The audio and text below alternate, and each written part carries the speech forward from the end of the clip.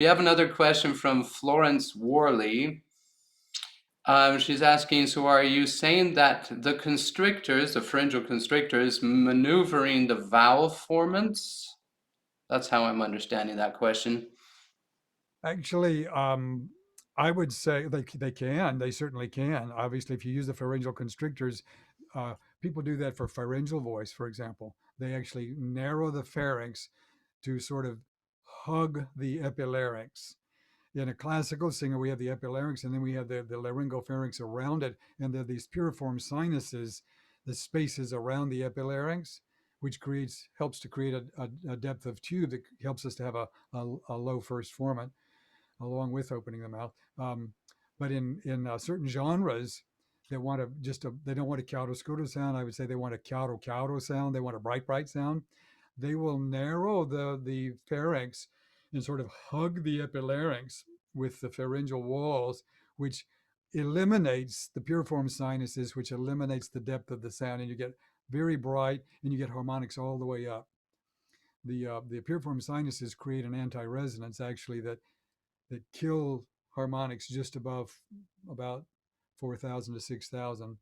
So there's a dead space with the piriform sinuses there. When you close the pharynx, that dead space goes away and you get harmonics all the way up. So you get that really witchy, bright pharyngeal voice thing that we use to train chord closure and head voice. But in classical, what you're doing to shape the that narrowing in the pharynx is the tongue is almost all tongue movement, not pharyngeal constriction, just changing the tongue shape.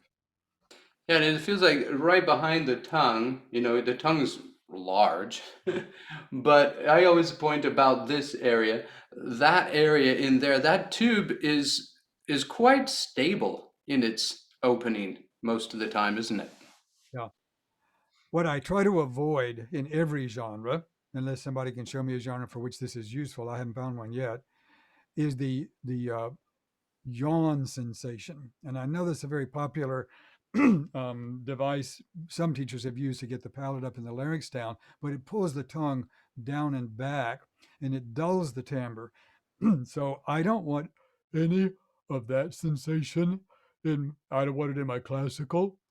I'd rather have ringy in the back, yah, yah, yay, yay, than yay, yay. That to me is a little false and fakey, and it kills ring even though it adds depth. It's a kind of and it's hard work. So I don't do that. And that feels like pharyngeal distension. And it's possible that there's a little bit of distension somewhere, but it's mostly a backing of the tongue into the pharynx too far. Instead of yai, yai, yai, yai, is enough to create an ah that way without my pulling it down and further back with the yawn. So, by the way, when you do the yawn, it feels like you're moving the back wall further back.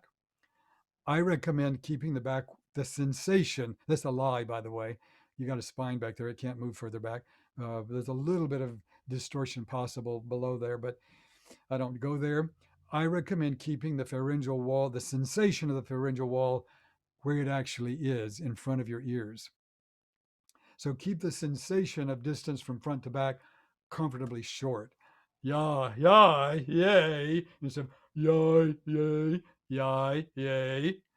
If you do that, you will have fronted the tongue enough to give you a ringy sound without distorting the sound towards a dulled yawn or swallowed sound. Thank you. Thank you for that. I also sometimes we'll use a yawn as a stretch, but exactly as you said, if you're doing any kind of a vocalese descending to, open space, the very first thing I say is you cannot swallow the tongue. Right. You gotta maybe ride through that space forward, but you gotta keep the tongue moving forwards, otherwise, just end up like that.